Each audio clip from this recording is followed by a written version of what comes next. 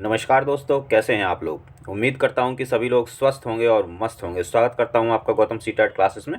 तो चलिए मित्रों, आज की क्लास की बात करते हैं। देखिए, आज जो हमारी क्लास है वो सीडीपी की क्लास है और ये 50वीं क्लास है। इससे पहले 49 क्लास हो चुकी हैं।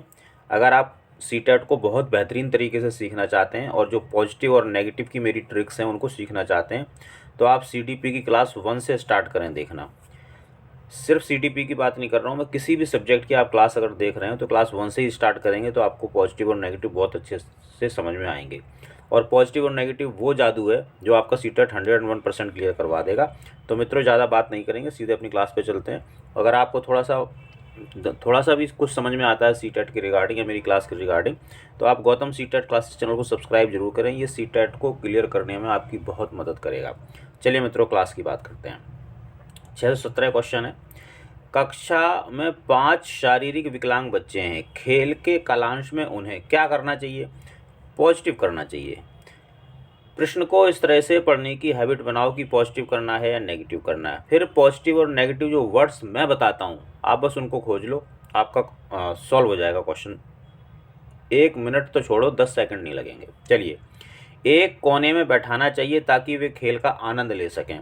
एक कोने में बिठाना नेगेटिव होता है, अनुशासन में रखना नेगेटिव होता है। और वैसे भी ये शारीरिक विकलांग बच्चे, आप इनको एक कोने में नहीं बिठा सकते हैं, इनको भी पार्टिसिपेट करने देना चाहिए क्योंकि चाइल्ड सेंटर्ड एजुकेशन है हमारी। अन्य बच्चों के साथ उचित खेलों में हिस्सा लेने के लिए प्रोत्साहित करना चाहिए। हाँ, प्रोत्साहित करना पॉजिटिव होता है। केवल आंतरिक खेलों में हिस्सा लेने की अनुमति देना चाहिए, केवल नेगेटिव। कक्षा में सभी विद्यार्थियों के साथ खेलने के लिए जोर डालना ऐसी कोई भी चीज़ जिससे बच्चा अनकंफर्टेबल फील करे। कहने का मतलब है कि ये जो बच्चा है, सपोज करो कि आप क्लास में एक बच्चा है और वो कैसा, वो पैरों से उसको कुछ दिक्कत है और आप कह रहे हो चल भाई फुटबॉल खेल। नहीं नहीं, तुझे खेलनी पड़ेगी, समावेशी शिक्षा है, खेलेगा क्यों नहीं भाई, ज़रूर खेल। तो इस तरह से अगर आप बच्चे पे जोर डालोगे तो ये गलत है, ये नेगेटिव है। तो पॉजिटिव क्या है? और बच्चों के साथ खेलने के लिए प्रोत्साहित करो कि बेटा आप खेल सकते हो क्या ये वाला गेम? हाँ मैम मैं खेल सकता हूँ, हाँ सर मैं खेल सकता हूँ, चलिए खेलिए। चलो, जैसे क्रिकेट खेल रहे हैं तो अगर पैरों में कुछ दिक्कत है बच्चे को तो आप उसको विकेट कीपिंग करा सकते हैं। मतलब आप उसके मन की जानने की कोशिश करेंगे तो आपका आंसर बिल्कुल सही होगा। बाकी देखिए, नेगेटिव पॉजिटिव का बताऊँ आपको। पॉजिटिव ढूंढना था, एक कोने में बिठाना, नेगेटिव केवल, नेगेटिव जोर डालना बच्चों पर, नेगेटिव तो क्या बचा, प्रोत्साहित हो गया। नेगेटिव पॉजिटिव एक ऐसा तरीका है जिससे बड़ी आसानी से आप क्वेश्चन के सही आंसर पर पहुंच सकते हैं। चलिए, मान लीजिए आप विद्यालय बोर्ड के अध्यक्ष हैं। आप अपने अधिकार क्षेत्र के अंतर्गत आने वाले विद्यालयों की शिक्षा की संपूर्ण गुणवत्ता को सुधारने के लिए योजना बनाएंगे। इस प्रकार का प्रश्न किसका उदाहरण है? पॉजिटिव का होगा। तो आप चलिए ढूंढते हैं। देखिए, निम्न जो होता है वो नेगेटिव होता है। निम्न और अभिसारी ये दोनों नेगेटिव, नेगेटिव नेगेटिव, नेगेटिव अपसारी तो पॉजिटिव है। उच्च ठीक है, अभिसारी नेगेटिव है। अब देखिए, इसमें उच्च स्तरीय अपसारी, अपसारी पॉजिटिव होता है। अब जब आप बनाओगे तो उच्च अपसारी ही बनाओ ना, क्योंकि अपसारी पॉजिटिव है तो पॉजिटिव पर बात करेंगे। हो गया क्वेश्चन। कितनी देर लगती है? जीन पियाजे के अनुसार अनुकूलन किसके द्वारा होता है? देखो, जीन पियाजे ने 2 चीज़ें बताई, एक तो आत्म सातकरण और एक व्यवस्थापन। यानी कि आत्मसातीकरण और समायोजन जिसको बोलते हैं व्यवस्थापन, जब ये दोनों प्रक्रियाएं हो जाती हैं तो अनुकूलन होता है। थ्योरी का क्वेश्चन है, इसमें कोई नेगेटिव पॉजिटिव की ज़रूरत नहीं है। आपको अगर ये थ्योरी आती होगी तभी आप इसको कर पाओगे, नहीं तो नहीं कर पाओगे। और अगर आपको थ्योरी सीखनी है तो बहुत आसान तरीका बताता हूँ। थ्योरीज एंड थिंकर्स, ये प्लेलिस्ट है मेरे चैनल पे, इसमें चले जाओ। ज़्यादा नहीं है, बस 8-10 वीडियो हैं। अगर आपने ये 8-10 वीडियो अच्छे से समझ लिए तो आप ये समझ लेना कि आपका 75% सीटेट का जो थ्योरी का पोर्शन है वो कंप्लीट हो जाएगा। और अगर आपको 100% करना है तो एक प्लेलिस्ट और है, गौतम स्ट्रिक। ये दोनों प्लेलिस्ट देख लो, आप समझ लीजिए कि आपका काम हो गया। सीटेट में जो थ्योरी आती है वो सारी कंप्लीट हो जाएगी। ज़्यादा से ज़्यादा 15-16 वीडियो हैं। चलिए नेक्स्ट क्वेश्चन देखते हैं। परामर्श में सम्मिलित नहीं है। क्या सम्मिलित नहीं होगा? नेगेटिव चीज़ सम्मिलित नहीं होगी। तो देखते हैं, बच्चे को धैर्यपूर्वक सुनना, बच्चे को सुनना, बच्चे को सम्मान देना, ये पॉजिटिव होता है।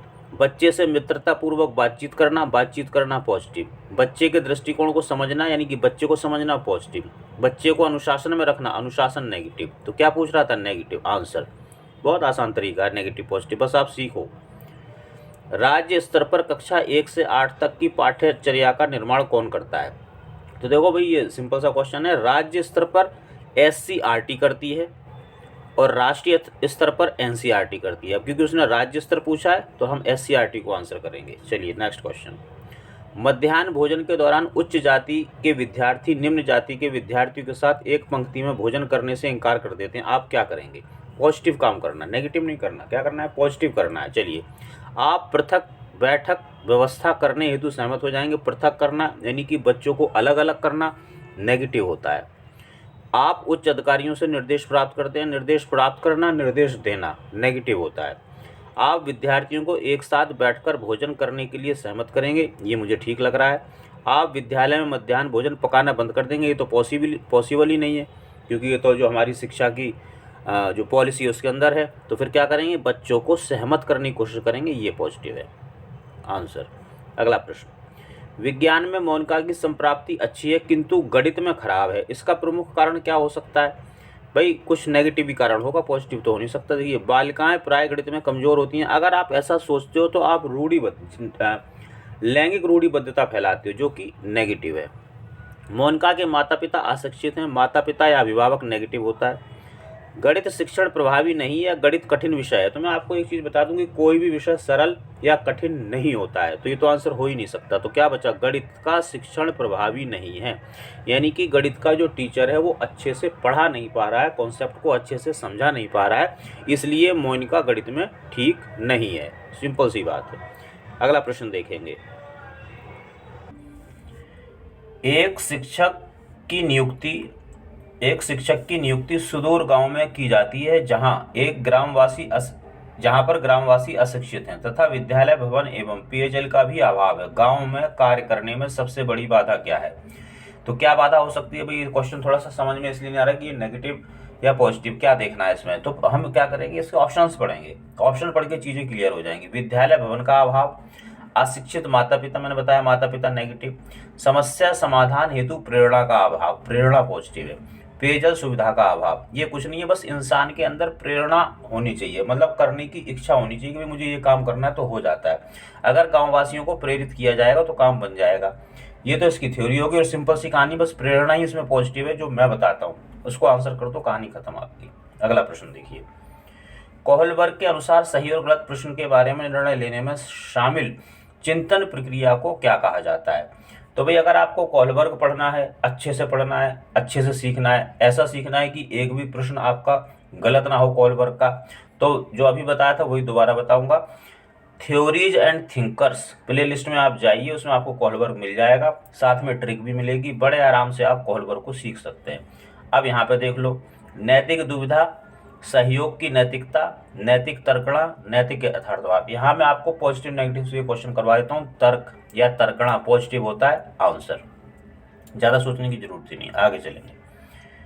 सतत एवं व्यापक मूल्यांकन के अंतर्गत वाक्यांश व्यापक मूल्यांकन इंगित करता है।